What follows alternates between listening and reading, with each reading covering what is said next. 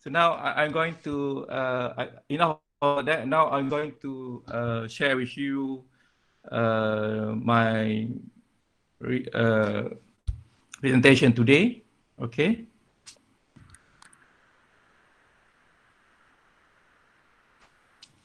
Semua orang boleh tengok ke PowerPoint ni? Okay, alright. Okay ke? Semua orang boleh tengok Okay, doctor. Okay, alright. Okay. Now, thank you. Okay, now I'm going to share with you thinking as a researcher. My topic today is thinking as a researcher, a data analysis perspective. Okay, before that, I'm going to give you idea what is our agenda today. So for all, I'm going to give you ideas on the basic research process. And after that, we're going to talk about the researchable research question. And then I'm going to give you some ideas on how to choose a right study design in order for you to answer your research question, and some sampling technique that usually used in, especially in epidemiological study. And I want to touch a bit about the error in epidemiological study. Okay, and after that, I'm going to share with you some data analysis that might be relevant to us as a researcher. Okay, so now I'm going to give you ideas on the basic research process that usually we will encounter during our research. So first of all, we're going to identify research question. And after this, I'm going to give some ideas on how to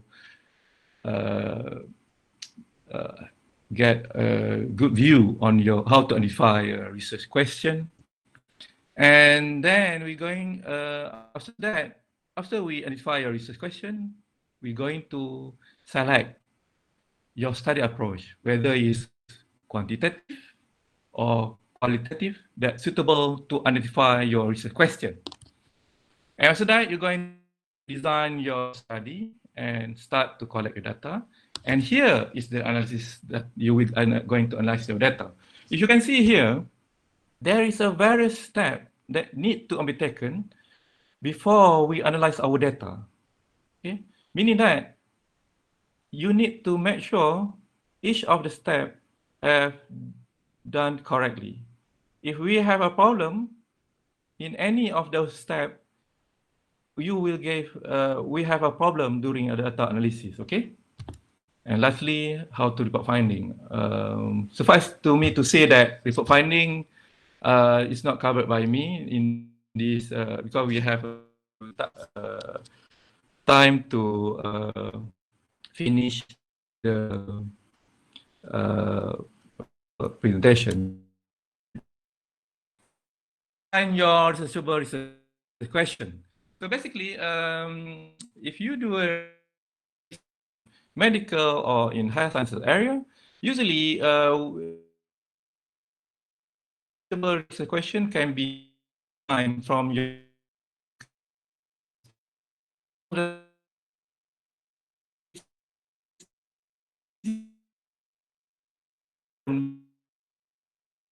usually after you have a table, you will a topic. So basically the research table is just a table that comprises of the article that you read, I think between 5 year time, and you need to update the authors of the papers, the objective, some size, and the findings. Excuse me, Khairil. Your slides are somehow stuck. Saya rasa internet line itu mungkin tak berapa jelas. Can you maybe off your video and then do the presentation, see whether it's better or not? Sebab ramai yang tak boleh nampak. Dia macam jerky. The slides tu just stuck.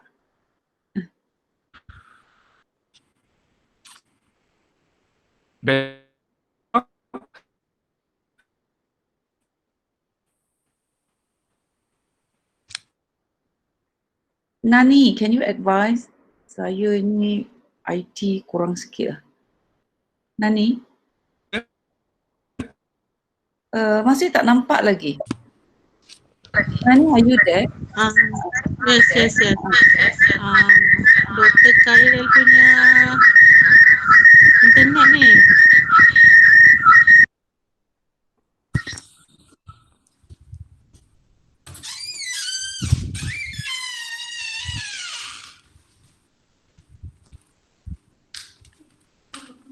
Tak kira.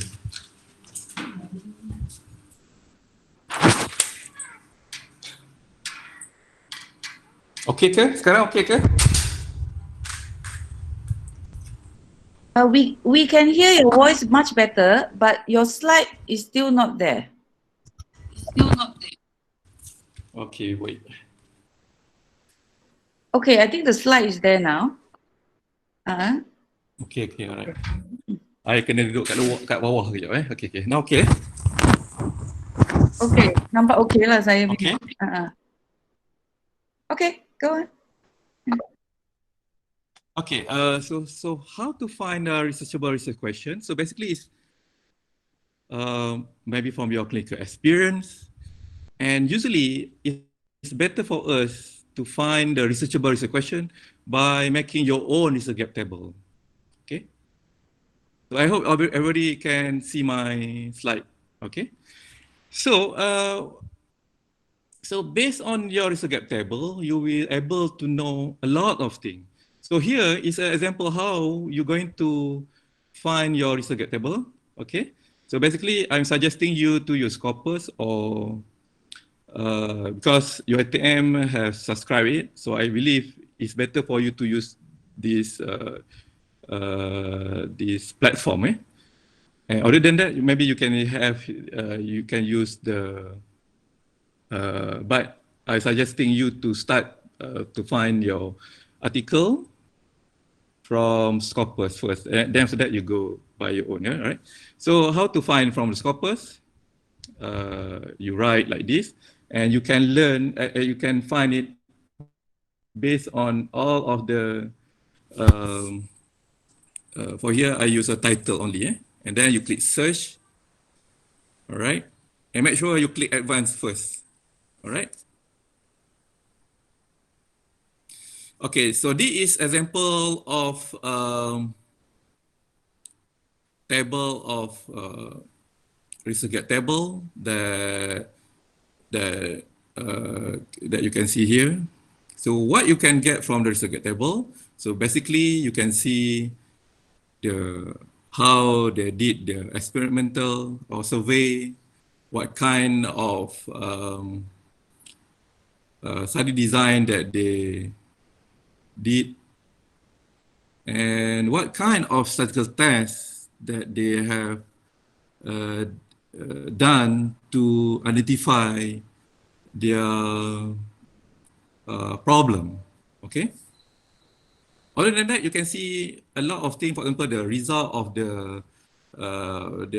their finding and many more. Okay. And bear in mind, your research gap table can be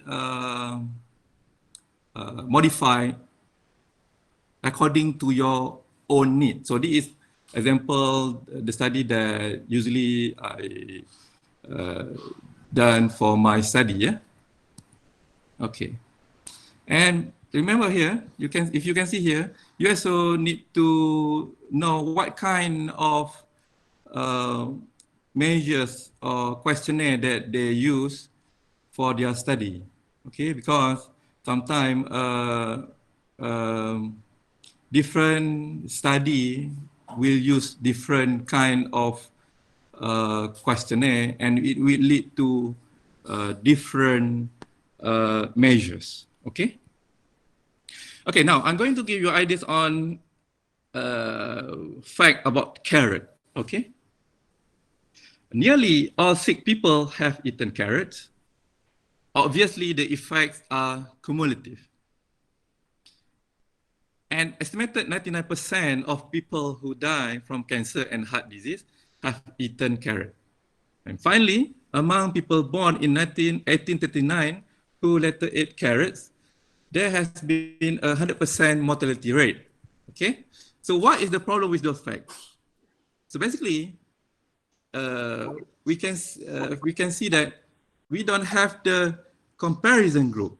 So basically, in order for the first step in empirical reasoning is to determine whether there is an association between an exposure and a disease or adverse health outcome. So now I'm going to give you ideas on how to refine your research. Okay. So basically, in order for you to refine your research, basically you need to you start with asking a clear, focused research question. So now, how do you ask a focused research question? So basically, in medical and in health sciences area, usually we use the PICO architecture. I believe everybody here is familiar with this architecture. So P is what? P is the who is the patient or what is problem is being addressed. I is what is the intervention or the exposure being studied, and C what is comparison group. So remember at the carrot slide, why we have a problem? Because there is no comparison group. Okay, and lastly, what is the outcome or the endpoint? So basically, this is an example on how you need to do in order for making a good researchable research question. Okay, so the example of this question that you might write for your research. Yeah. So here we can see there is two research questions here.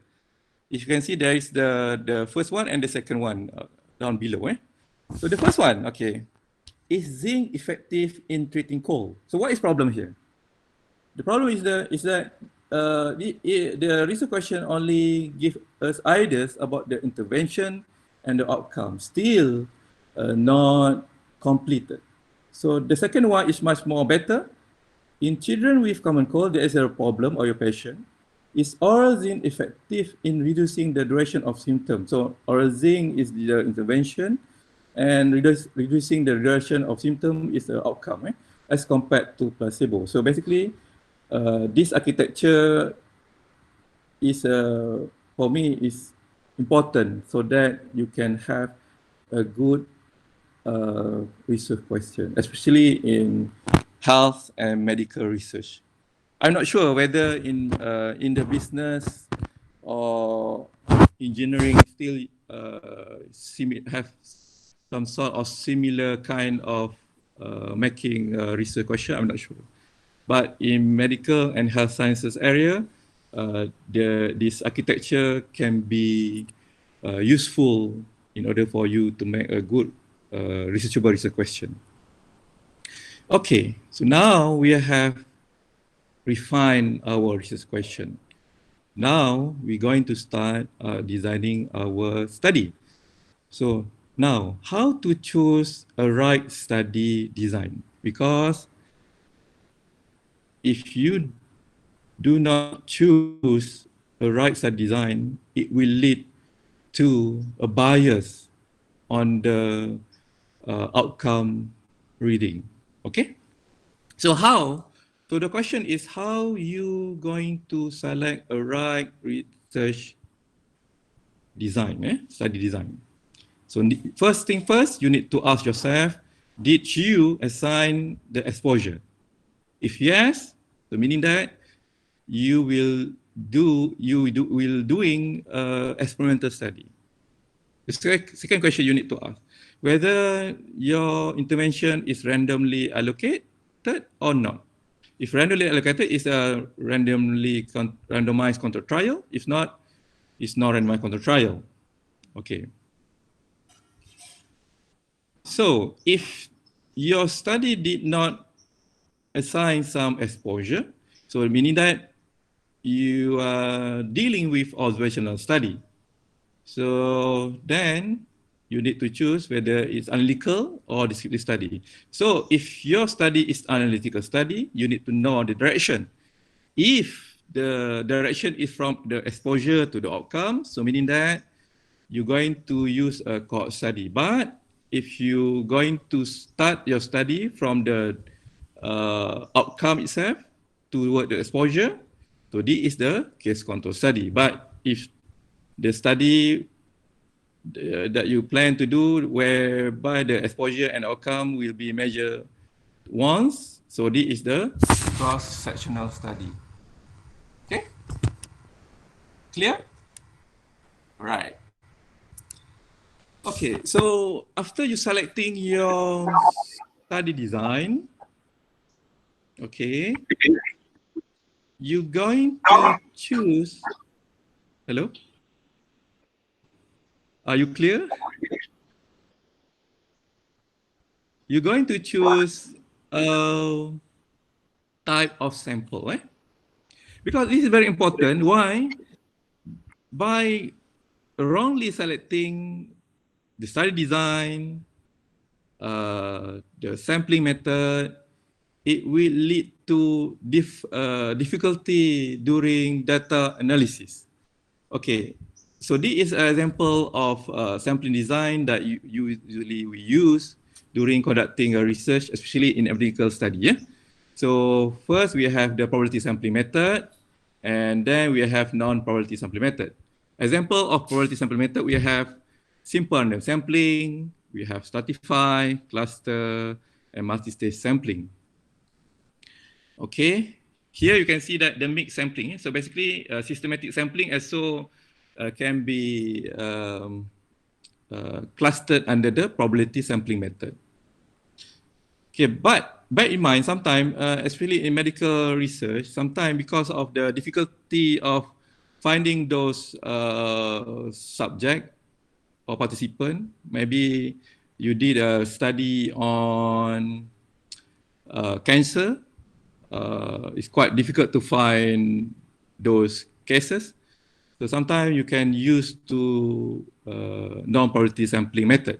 For example, you can use a convenience sampling method, judgmental, snowball, and quota sampling. Yeah. All right. Okay.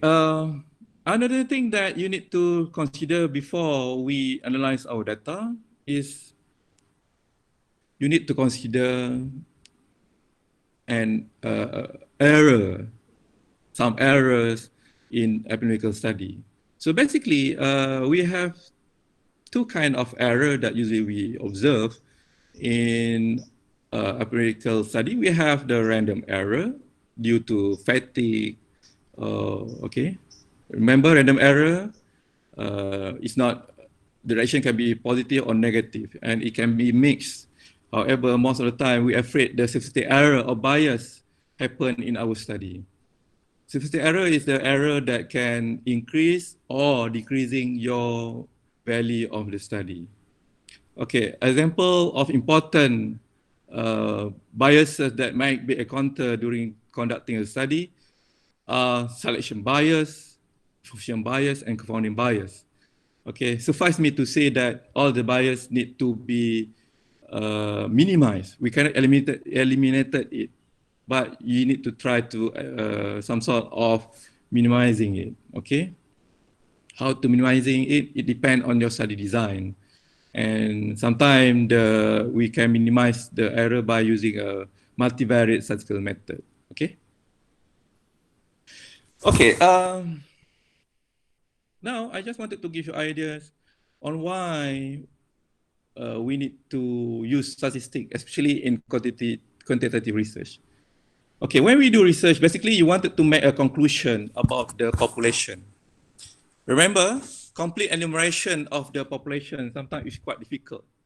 So therefore, you need to use a right sampling method in order for you to get a well-representative sample. Remember, the keyword here is a well-representative sample. Unlike the qualitative study, the representative is not important, but quantitative study, the representative sample is important. Okay, so why? Because you wanted to generalize your finding. Okay, so after using a right sampling method, okay, you get your sample. And at the end of the day, you're going to uh, make a conclusion about your population. So if you can see here, there will be two kind of statistic that will happen here. First is the descriptive statistic, and second is the inferential statistic. Descriptive statistic is just where you describe in your sample, whereby the inferential statistic is where you use all the information inherited in your sample in order for you to make a conclusion about the population, and we use the probability theory. That's why by learning statistics is important so that you understand that uh, uh, we use a lot of probability concept in order for you to make an inferences about your population study. Okay. Okay, why we need to learn statistics? So basically, this table showing us the table that you're going to make for your thesis or for your article. So here you can see that we have the variable, we have the some measurement about that variable, and some the p there. So what does it mean? So basically, in order by learning statistics, first you understand the variable, and secondly, you will know how to correctly do a descriptive statistic. And you see P there is basically is telling us about the inferential statistic. Okay. In order for us to find those measures, you need to use a software. So you can use SPSS or any statistical software that you familiar with. And lastly, why we need to learn statistics? Because you're going to know how to interpret the statistic. All right? Okay. In order for us to confidently analyze our data, we need to understand important type of variable.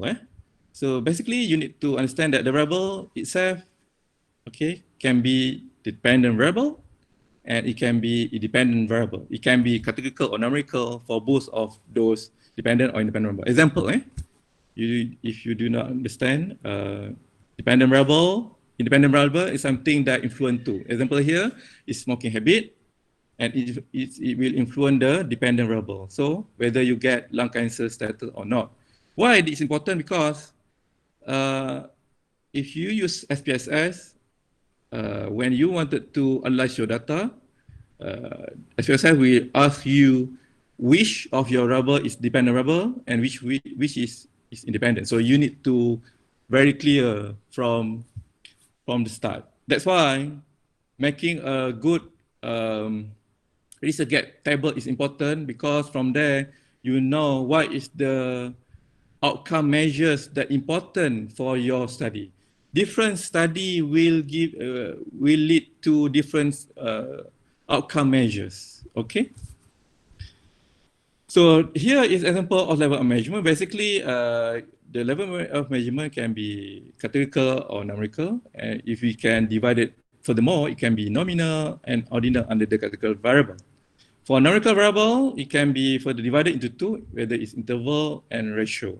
Okay, so by understanding all of this measurement can give you ideas on how to analyze your data, because you need to understand basically statistic or data analysis is divided into whether it's a numerical data analysis or categorical data analysis. Basically, we have a lot more, but for the ease of discussion today, it can be divided into two big clusters. It can be numerical data analysis, and also we can have a categorical data analysis. Okay, in order for you to excel in data analysis, you need to really understand your measurement tool. Because a lot of time, researchers sometimes confuse how to analyze their data. It's not because the data, but because of they are not really understand their research tool. So how we know how to correctly use our measurement tool is also based on your research gap table. From there, you can know how they use the measurement tool. Okay, for example, here you can see our beloved Glasgow Coma Scale. Okay, we have three important domains here. Domains here, we have eye-opening, verbal responses, and motor responses. And the outcome of the measures is numerical, and then can be categorized into mild, moderate, and severe. Okay, now you need to decide this measurement, whether you use a numerical or it can be a categorical. Okay, how we decide is based on your preferences. Okay, sometimes there is no right or wrong, but you need to choose based on the current practice in your area. Okay, here is an example. You can use either numerical or it can also be categorical. Here we can see that the ranges between the 13 to 15 is considered a mild, 9 to 12 is moderate, and 3 to 8 is considered severe. So how we choose is based on your preferences and what is the current best practice. So this is just an example. And I believe by understanding this will help you a lot during data analysis. Okay. Okay, this is just overview of statistical statistic. So basically, statistic can be divided into big cluster. We have descriptive statistic and we have inferential statistics. Okay. Okay, before we analyze our data, okay, we need to check whether our data is okay or not. So how do we check it? First, you need to clean your data. Okay, one of the way of cleaning your data is by using a box plot. Okay, so why we use this box plot? Please bear in mind, this box plot is suitable for numerical data. For category data, we have different way, but most of the time for numerical data, the data will be cleaned by using this method. Yeah, we have different method, but usually we start by using the box plot first. So why we use this? Because if you can see here, we can see outliers there, okay? So by doing this, by checking this box plot, you can see whether your data is rightly entered or not. Because remember, one of important population parameters is population mean, and how are we going to estimating population mean is by using a correct finding of sample mean. So remember, mean is highly affected by outliers. So therefore, you need to make sure your data is not we don't have the outliers. How to find the outliers is by using a box plot. Okay. Other than that, before data analysis, you also need to checking normality. Okay. Here you can see the middle one is data that has been is normally distributed, where the mean, the median, and the mode is in the middle. So the question is how we check our data, whether it's normal or not. There is a various way. So here I just share with you a few ways. First, might be you can see the histogram. Okay. So from here you can see that this histogram, it should look like normally distributed. Okay. Or you also can check the normality based on based on statistical method known as Kolmogorov-Smirnov or Shapiro-Wilk test. Okay, Kolmogorov-Smirnov test usually will use if your sample size is big, whereby Shapiro-Wilk test will be used if your sample size is small. Okay, and lastly, you also can see whether your mean and median is more or less similar. Okay, the question is how to say whether our data is normal or not. At least one of these indicators showing you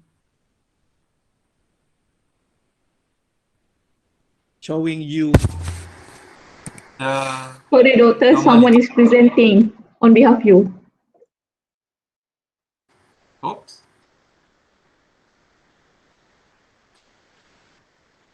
Any problem? Hello? Back to you. Okay, all right. Sorry. All right. But So cannot the see your question slide, is- doctor. The slide. Okay. Oh, sorry. The slide. My slide. Yes, we cannot see your slide. Oh, okay, all right. Wait,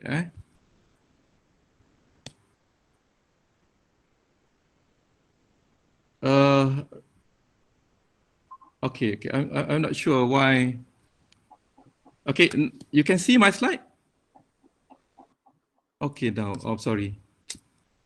I'm sorry. I'm sorry for the problem because this is a problem, one of a problem that we encounter during online because sometimes we cannot see both a screen at once. I'm just seeing my PowerPoint. If I see the Meet what you call screen, I lost my PowerPoint. Okay, so if any problem might be somebody will need to interrupt me because I do not know what happened in your screen. Okay. All right. Thanks for. Okay. So now the question is how to check whether your data. Doctor, someone else is presenting on behalf of you. Oh my gosh. Maybe you can ask them to mute the video and also the microphone. Okay. Can somebody mute the microphone and stop presenting? Mohon semua jangan tekan present now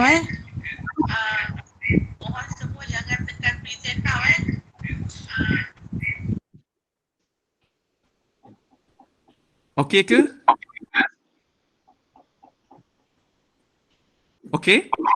Not Can yet. can I move? Can I? Not yet, doctor. Okay, all right, okay. Somebody need to because I'm not sure what happened at your side. Okay, all right. So now the question is how to check whether your data is normal or not. So we have three methods here. There's many more, but I just share with you three what we call use that usually people use it. So basically, at least one of these methods showing us normality. Maybe your histogram have shown normality, or your Kolmogorov-Smirnov test show normality, and whether your descriptive is normal, is showing you it's normal. All right. So now, how to read the Kolmogorov-Smirnov test? So if the p-value is not significant, is tell us the data is normally distributed. Okay. And there is another rule of thumb in statistics. There's a lot of rule of thumb. Doctor, slide is off. Oh my gosh. Wait,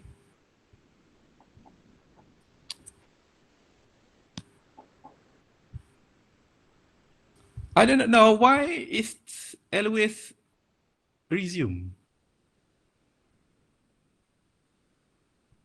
Oh. Okay.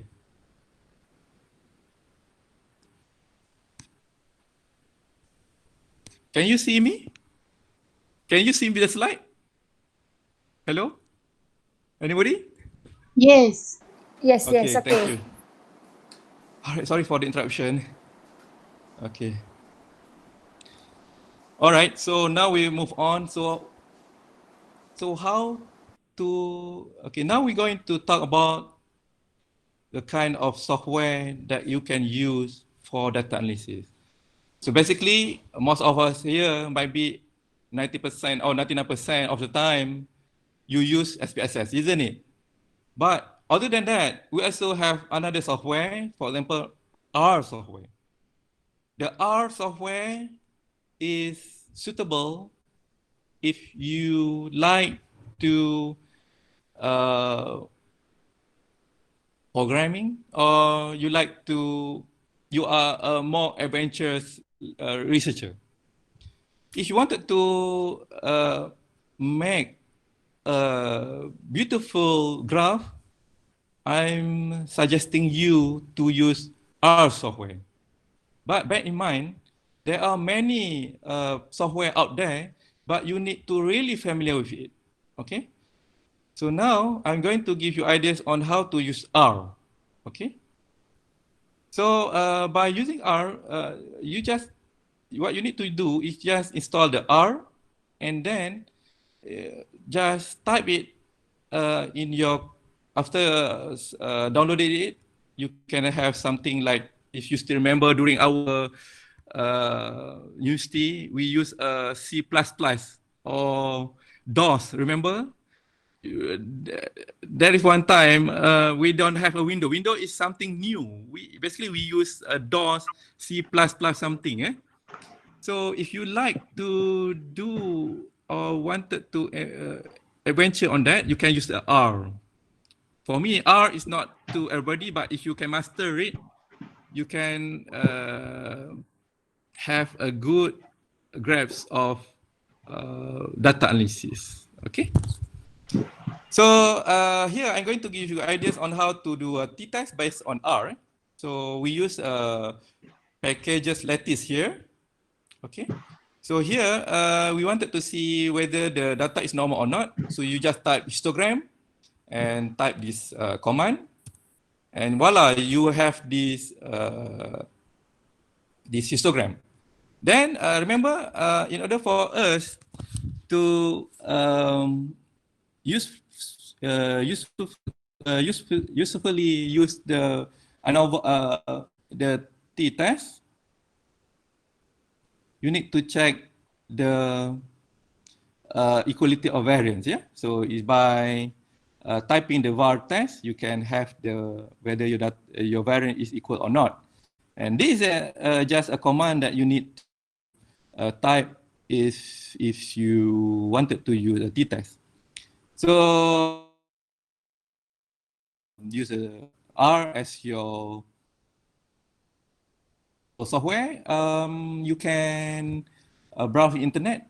You can see a lot of YouTube channel about the R, or you can go to FSKM. There is a lot of lecturer there that well versed in the R. Okay. Okay. Since most of us here using SPSS, now I'm going to give you ideas on how to manage your data, because managing data is very important. Sometimes we cannot perform the data analysis because we wrongly enter our data. I just wanted to give you ideas on the how you manage your data, and it is based on commonly statistical procedure that usually we use during conducting our research or study. Okay, here we can see that the first column is just categorical data, is male and female, and the second column is numerical data. So this kind of data entering is suitable if you wanted to do a t-test. Okay, so if you wanted to do ANOVA, the data entering is more or less similar to the t-test. Only then, for the categorical data, usually we have more than two groups. Okay, here we have a race here. Maybe you wanted to compare whether the age is different between Malay, Chinese, and Indian. Okay. So how about you wanted to analyze your categorical data? Usually we use a chi-square, okay? And if you wanted to do chi-square, your your column and your first and the second column need to be categorical data. So usually we put it like that, like this. So if you wanted to analyze using simple linear regression or correlation, you wanted to analyze your data, your numerical data, and both of your numerical data need to be put like this. Okay. So how about you wanted to do repeated measures ANOVA? Okay. So how you enter your data? You can put your data by this. Okay. So basically, all of those data can be pulled on just one.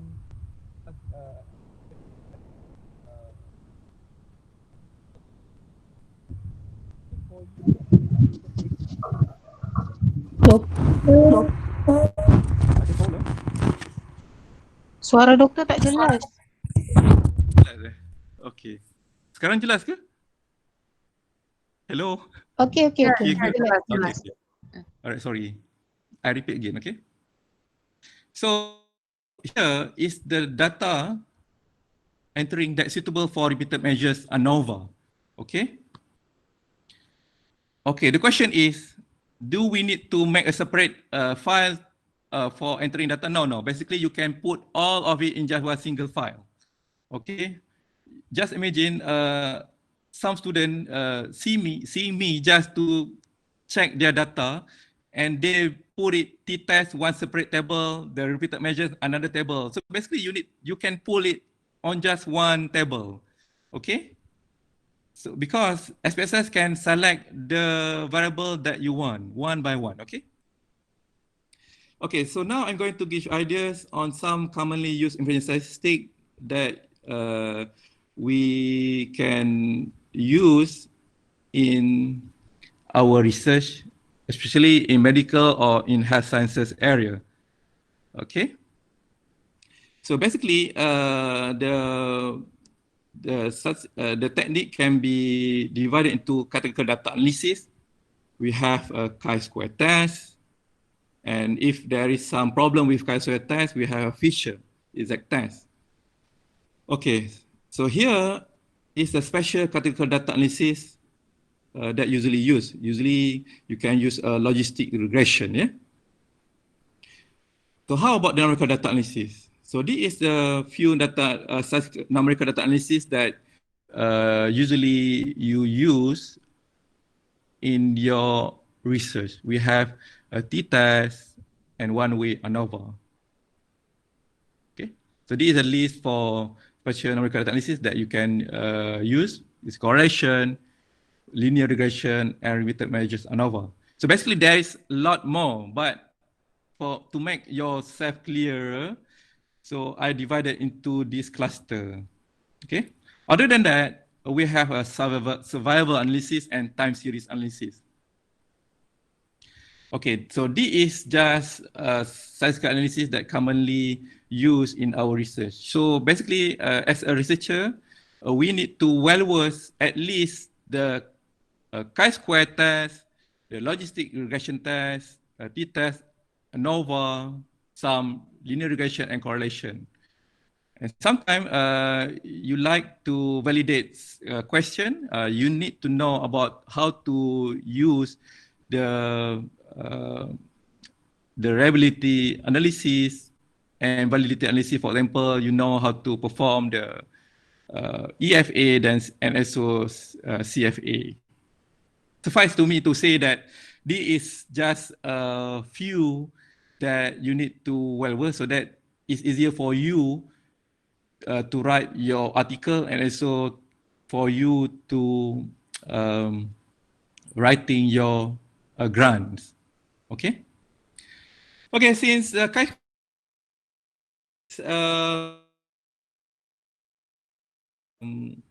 commonly used to give you correctly perform chi-square test by using SPSS, okay? So a question that we can answer using chi-square test. So here you're going to see whether there is a relationship between gender and hypertensive status. So this question is essentially asking whether gender have an influence toward hypertensive diagnosis. So now remember, first you need to know your independent variable. So here your independent variable is gender. You wanted to see whether you wanted to compare the male versus female. And your dependent variable is the hypertensive status, whether it's yes, hypertensive or no hypertensive. Okay, clear? Okay, now how to set your SPSS data file is very important, like I mentioned earlier. So since this is classical data analysis, so meaning that you need to set up your variable into the canonical variable. So here gender is a variable, is categorical variable. Okay, how to set it? Gender, select the value cell for the variable, use the value 1 and to 2 indicate which group each case belong to. Okay, so here 1 for male and 2 female, and for hypertension status, 1 for non-HPT and 2 for non-HPT. Okay, so this is the data that you need to have on your data view. Here you can see that gender, the first column is gender and the second column is hypertensive status. So if your data is not like this, for sure you cannot perform chi-square, at least at SPSS. Okay? Clear? Okay, in the data view, type in your data. So you need to work in rows where each row represents cases. For example, participant 1 is male and was reported as non-HPT. Okay. So now, how to analyze the data? Before we need to analyze our data using chi-square, you need to consider some assumption. Remember, statistical analysis have some rule. Same goes with our English language. They have their own grammar. The assumption is like a grammar in statistics. Okay. So the first assumption for that you need to fulfill for conducting chi-square is you need to make sure the scale of measurement is the independent variable and the dependent variable should be nominal or ordinal. Numerical data is not, we cannot use chi-square. You need to use another method, okay? Unless you have grouped your numerical data into some categorical data, okay? For example, BMI can be grouped into obese, normal weight, and underweight, okay? Second assumption that you need to fulfill is independent. Each participant should participate only once in the research and should not influence the participation of others. So if the data is measured twice, you cannot use the chi-square. For example, you wanted to see whether the blood pressure is improving after taking some medication, and the blood pressure is taken by categorical data, either high or low. You cannot use chi-square because you have breached the independence assumption. You need to use a test if your data is dependent in that way. And lastly, the expected frequencies. So the three assumptions need to be fulfilled. So expected frequencies, in a 2 times 2 design, all expected frequencies should be at least 5. And in larger design, no more than 20% of the expected cell frequency should be lower than 5. So this is the assumption that you need to fulfill in order for you to correctly use chi-square. Okay. For your information, the following criteria should be met before conducting a chi-square test. Okay. Usually, the assumption 1 and 2 just a methodological, and you should have been addressed before and during data collection. And assumption 3 can be tested with SPSS. I will show you after this how we check the assumption number 3 by using SPSS. So now we're going to analyze the data by using SPSS. If you can see,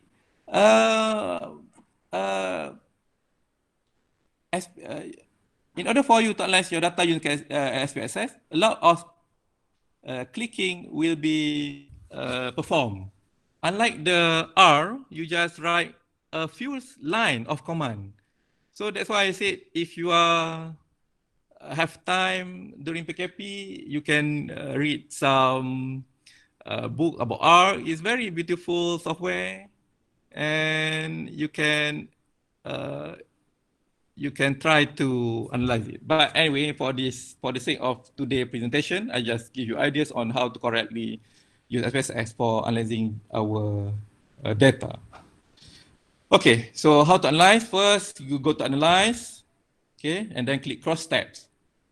Here, you bring your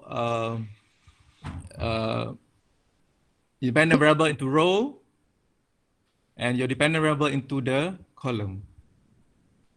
Okay, click statistic and tick chi-square.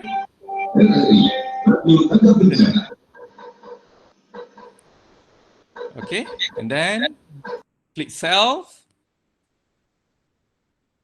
Please tick at observe expected value and continue, and then lastly click OK. So this is the result. So I believe if you are familiar with R, you much more happier to use the R rather than SPSS. Okay. Okay. Here is your result that you get, and this is the result from the chi-square test. So remember, the third assumption is obtained from the chi-square test table. You can see here.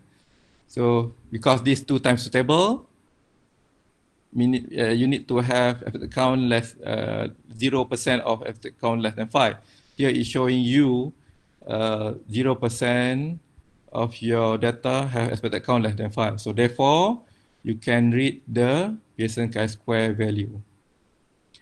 So how to write it for your thesis or for your article?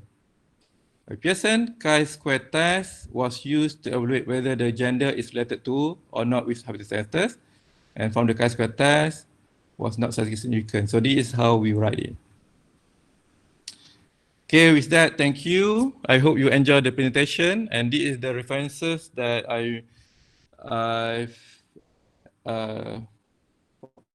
in order for me to did this PowerPoint. Okay, thank you. Okay, back to Prof. Chen. Yeah, thank you very much, Dr. Khairil. Very, very informative presentation. I wish that we have more time because I think there's still a lot more we need to learn from you. Now I would like to open to Q&A. One person at a time, boleh tak? Yeah. And write your question. Dr. Khairil, can you see the chat there? If possible, like everybody type in your question there. Can you see the chat? Wait. Okay. Okay, boleh tak semua orang kalau ada soalan, tanya kat situ, tulis kat situ, boleh? Ada soalan ataupun some of you want to voice out, but one person at a time. Kalau tak dia echo, ya? Dia tak. Sebab boleh. Apa nak tanya? Okay. Alamak, apa ni? Oh, banyaknya. Macam mana saya nak start ni? Tak apa. Yang depan itu semua bukan soalan. You just look at the last one. The last one. Dr. Akestan punya saya rasa. Yang depan itu semua is about technical thing. You look at the last one. Okay, Dr. Sekarang tanya apa sebenarnya? Dia tanya apa sebenarnya? Normality testing, kalau sampel banyak perlu buat ke? Macam ni. Okay. Like I mentioned earlier, there is we call some of the step that we undertaken. But bear in mind, in statistics, we have one we call famous theory we know known as central limit theorem.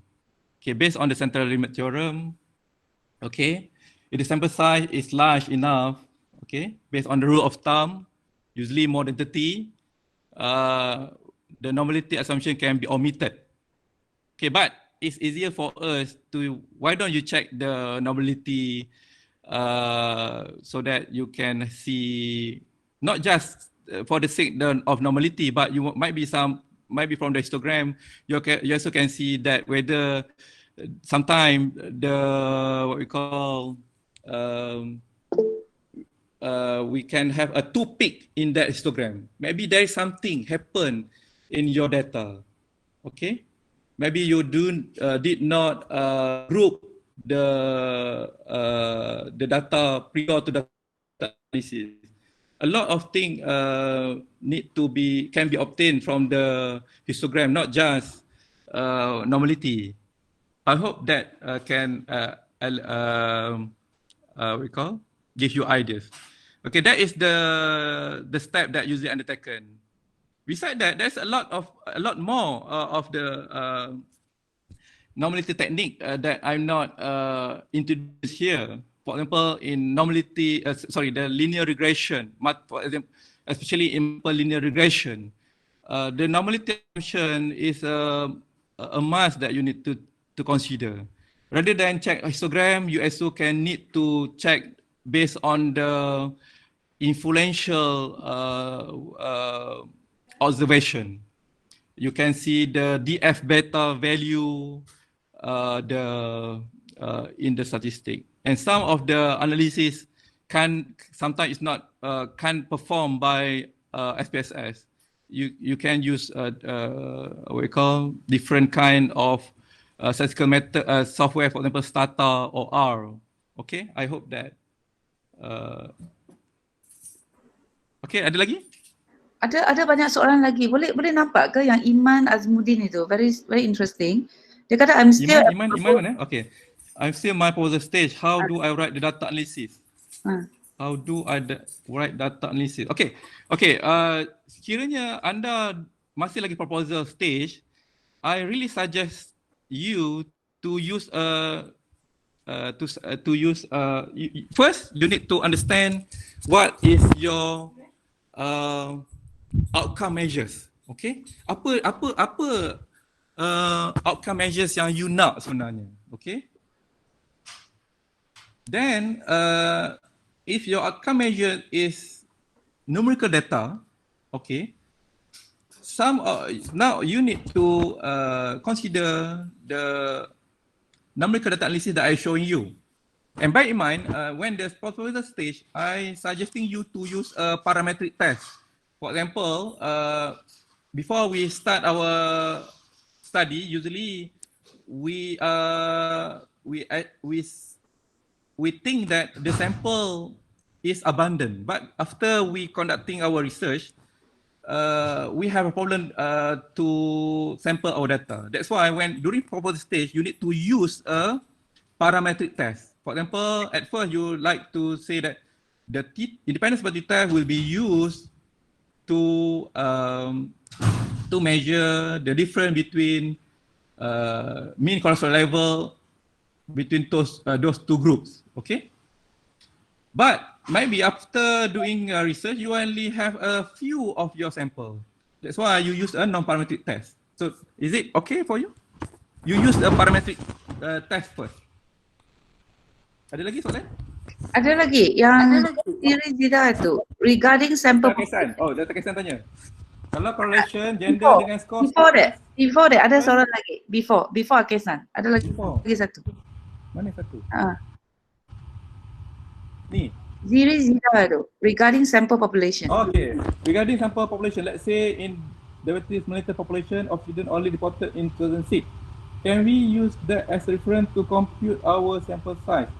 I think sample size. Okay, I did not touch about the sample size in this today seminar. Sample size is basically a very important subject that usually they ask us during proposal, and yeah. Can you find the latest what we call the latest population? I think 2006 is too old because remember during my first few slides, I talked about the research get table. there I stress that out that for the proposal, I believe you need to have 5 years down the line of the latest article. So I believe 2006 is too old. I'm not sure, but for me, 2006 is too old. I believe 2015, you can find it, the 2015 article. 2006 is too old to the Dr. Zeri Zaida. Okay. Okay, next one, Akesan punya soalan. Okay. Okay, I got Kesan. Kesan, gender dengan score stress, different ke correlation? Okay, okay, bear in mind, correlation basically is for numerical data analysis. Okay? But if you wanted to do ordinal data analysis by using correlation, it's not advisable. But if you really wanted to use it, you use a Spearman. But gender is for sure is cannot, because gender is nominal, at least ordinal. I hope that can give you idea to Dr. Kesan and the rest. Ada soalan lagi? Yang no sigma is my... Likert scale. If we are using 5-point Likert scale, the sum of question score will determine the attitude. We are evaluate the acceptance of a pre and post treatment. Can we analyze the data using t-test or chi-square? Pre and post, nampak tak? Maksudnya perkaitannya pre and post. T-test, dia ada assumption dia. Salah satu assumption dia adalah independent. So saya cadangkan kalau pre and post, because the second attitude is dependent on the first result, therefore the PET sample t-test can be used. But if you make a multiple test, I suggesting you to use a repeated measures ANOVA to analyze your data. But in your case, since there is just 2 points before and after, the independent sample t-test can be used. Okay, now you can tanya sama ada nak pakai chi-square juga kan?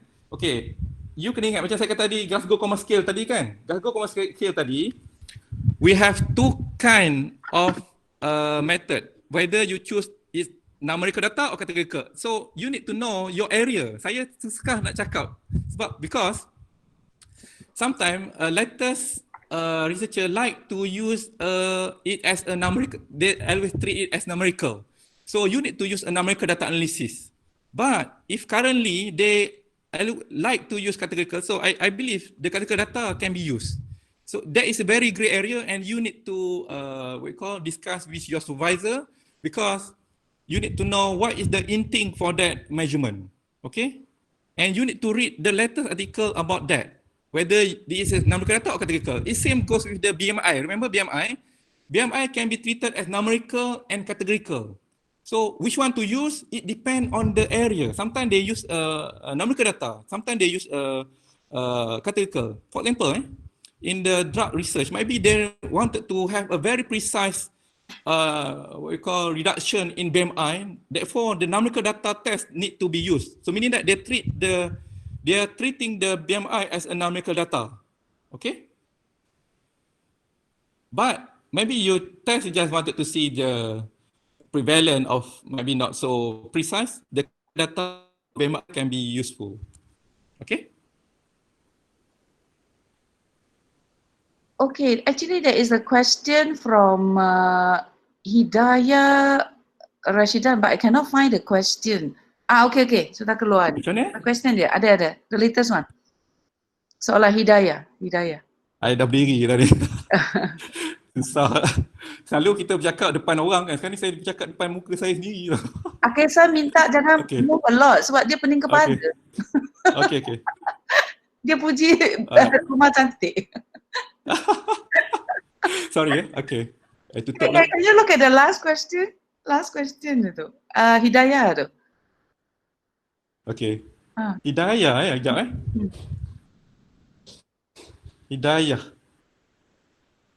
Hidayah, I'm currently doing project on pancreatic enzyme. A section where I want to compare pancreatic enzyme from bovine, sheep, and goat to pancreatic enzyme in porcine. My first question is, what is the number of sample I need? What is the number of samples I need in this study for each sample? The first question is, what number study sample. Then what is the suitable statistical analysis that can be used for me compare between the sample? Okay, kita ulang balik I want to compare pancreatic enzyme from bovine, sheep, goat to pancreatic enzyme in porcine. Okay, this is okay. So meaning that your study is basically the experimental study. You wanted to do which pancreatic enzyme is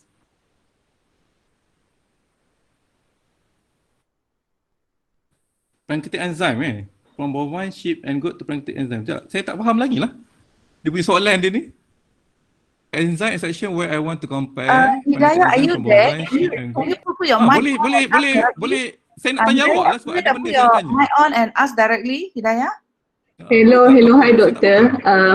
Basically, I'm currently doing the pancreatic enzyme extraction where I want to do the screening. So my sample is pancreatic enzyme from bovine, sheep, and also goat. So as a positive control, I'm going to compare those pancreatic enzyme with porcine pancreatic enzyme. So I want to know what is the appropriate number of sample in order for me to do the analysis. Okay. Alright.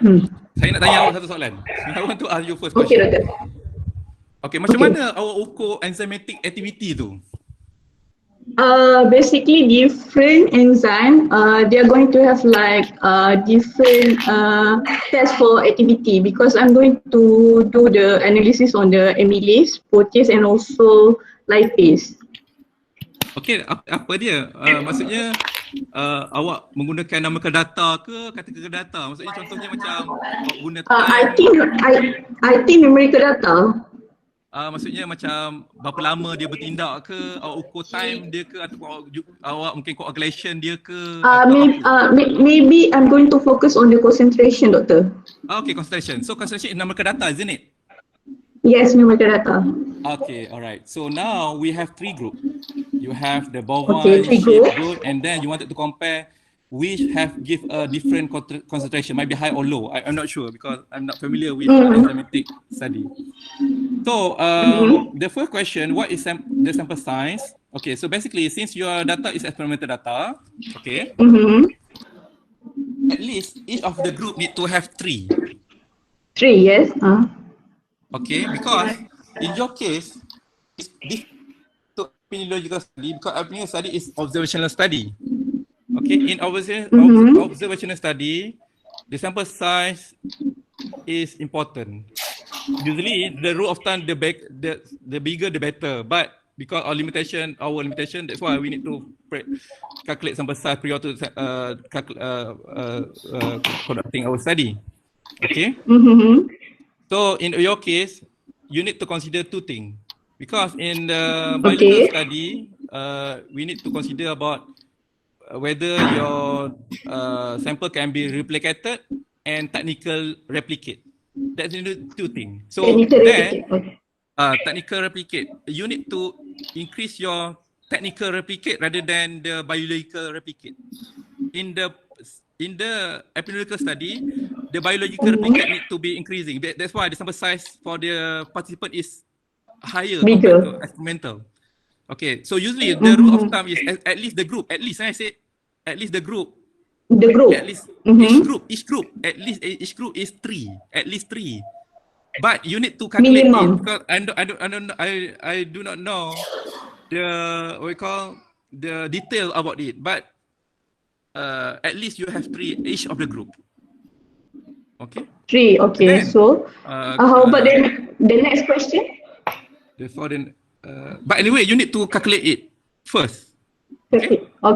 Tiga tu adalah satu baseline saja. At least dia ada tiga. Tapi sebenarnya you kena kira. Okay. Okay. Soalan kedua. Soalan kedua. Sekejap Then what is suitable statistical analysis? Okay.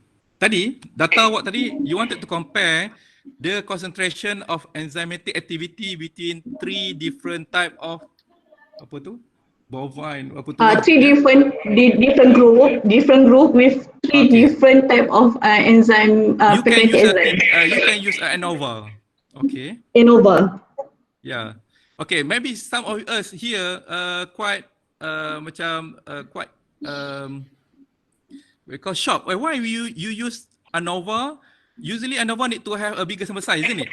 But because of experimental study, usually we use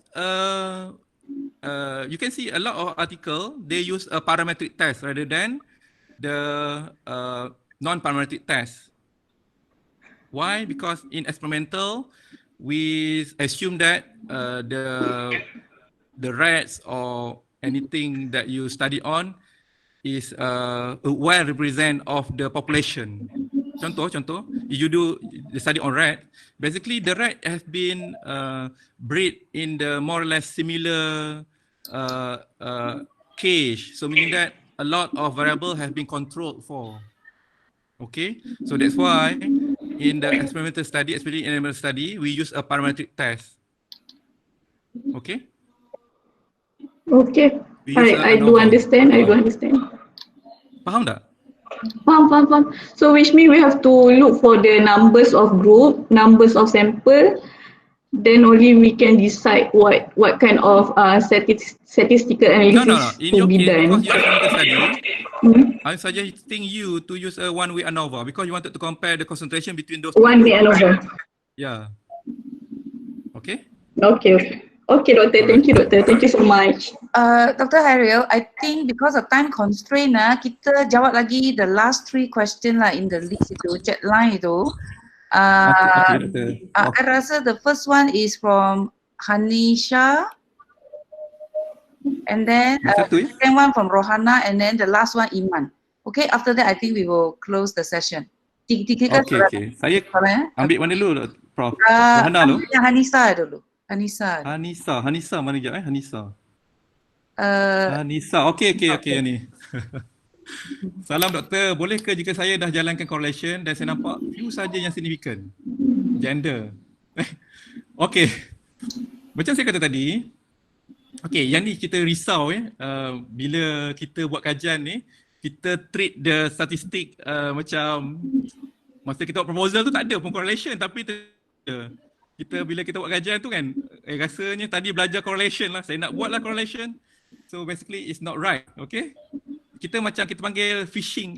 It's not right to phishing by in statistic.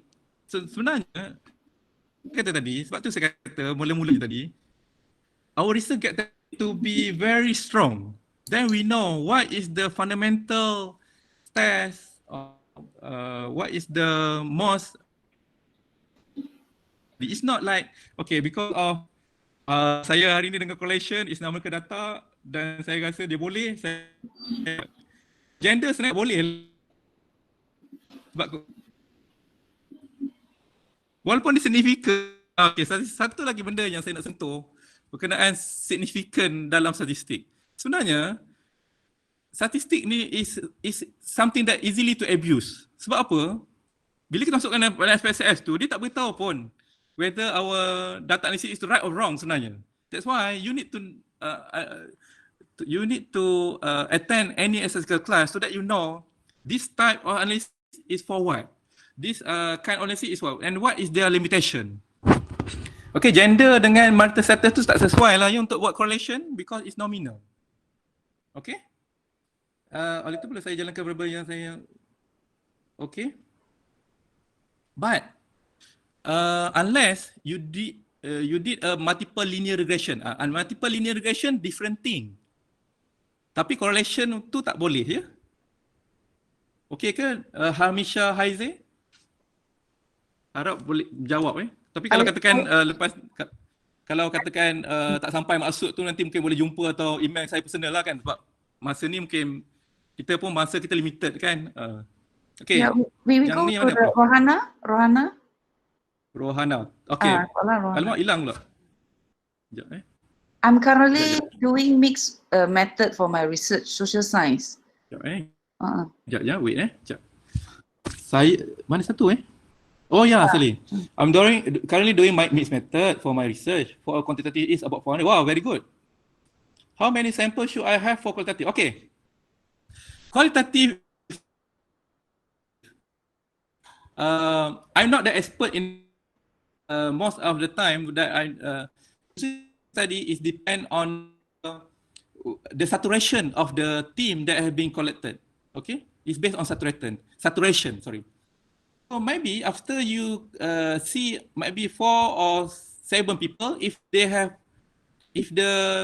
team have been immersed, maybe you can end it. The quantitative research, quality is not for generalization. You just a first step for us to understand the phenomena in detail. The expert, you need to see the expert. But what I can say to you, qualitative study, the sample size is dependent on whether the team has been saturated or not. How many samples should I? Okay, I hope that answering your question. Okay, Okay, last Prof, ada lagi ke? question, Iman. Last question, Iman. The visual analog scale. Sekejap Okay, for visual analog scale, from my understanding, it is repetitive questionnaire. Repetitive. So if let's say I only do the questionnaire one time, but on the same group of question after each intervention, what test is suitable? Okay, VAS, visual analog scale, from my is repetitive. I only do the questionnaire one time on the same group. Okay, sebenarnya what do you want basically? Can Iman clarify a bit about your question? Iman, are you there? Hello, Doctor. Hello. Yeah, okay, Iman. Okay. So, basically, from my understanding, that visual analog scale you carry out on the on one group of patients, but different intervention, right? Okay. But for me, so I do it on, okay, for example, I do the first intervention, and then I give out the visual analog scale, and Okay, then the patient come again, I give another intervention and different visual analog scale. Different. Is that, No. different intervention. No, different intervention but same people. Yes, different intervention but same people. Okay, I believe because the second one is dependent on the first result, I believe you can use a PET sample t-test in your case if the VAS is called. PET sample, sorry, PET sample. PET sample t-test. PACK. Sorry. Ni I tulis PET sample Okay, because t-test. Okay. Right? PET sample t-test. Okay. Apa? Okay. I know, but then I thought PET sample t-test is only between like to see the gender and age like that. No. That is independent sample t-test. That is independent. Oh. Okay. Okay. So this is Okay, PET. for your information, t-test, we have Independent several and PET. group of t-test. We have one sample t-test, we have independent sample t-test, and we have PET sample t-test. In your case, since the outcome is were measured twice before and after giving intervention, is it? So therefore, the PET Sorry, sample doctor. t-test. No, mine is not before and after. Mine is just after the intervention, but after each intervention. Yeah. Time 1 and time 2. Time 1 to time 2. You got it. Time 1 Yes, and time time 1 2. and time 2, but then the time 2, they only go, they already undergo a different intervention. They don't undergo the first intervention anymore. But same what we call? Same group of person. Same group of person. Oh, So I okay. believe, for example, t-test, because the second measurement is dependent on the first measurement. So therefore, I'm suggesting you to use PET sample t-test. Okay, alright. Okay, thank you so much. But anyway, if you wanted to clear, maybe it's quite difficult for me to see the data in this online. You can see me after Actually, PKP Doctor, or I UK was the one that asked Uh, previous question because I'm still at my proposal stage. and I you can see the article, previous uh-huh, article, uh-huh. what kind of statistical test that they use. Because sometimes, in your case, I believe, yeah, maybe you can use independent sample, but because the second one is related to the first measurement, because you take it Yes, from the similar patient. yes, Yeah. yes. So I believe that personality test is suitable. But anyway, if you Uh-huh. wanted to because the question is like, for you is like this, eh? Mhm. The VAS is same VAS or not? Same VS. Okay, since it's same VAS, so I believe the personality test is a suitable method to analyze your data. Okay. Because the second one is depend on the first result of VAS. But Alright. anyway, if you Mm-hmm. not agree with it, you can see the previous article and see what is the current best test for your problem. Okay. But then Uh, from the previous research, it's just that they measure they only did a same intervention, but they measured it a few times. Whereas in my okay, they proposal. measure it to several times. They use a repeated measures ANOVA, isn't it? Yes. Because Okay, so I the believe paper has a lot of I tests. Hold on, I take the test.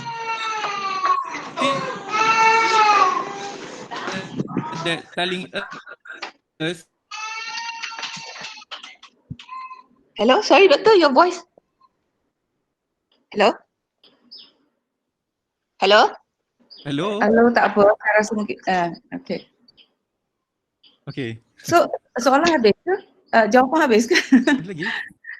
Okay. So, saya rasa, Hello. Dr. Okay. Khairil, can you hear me? Can you hear me? Boleh ya? Yeah, I can hear you. Okay. Okay, saya rasa banyak lagi soalan. Saya rasa mungkin kita masa sudah, sebab the next event start at 11, so we have to Betul, stop Okay. here. betul. So saya rasa Sorry. Dr. Atifan, terima kasih sebab tolong jawab soalan Rohana. I think very happy with the answer. I think a few other participants also trying to help. So nanti you all baca lah yang chat itu.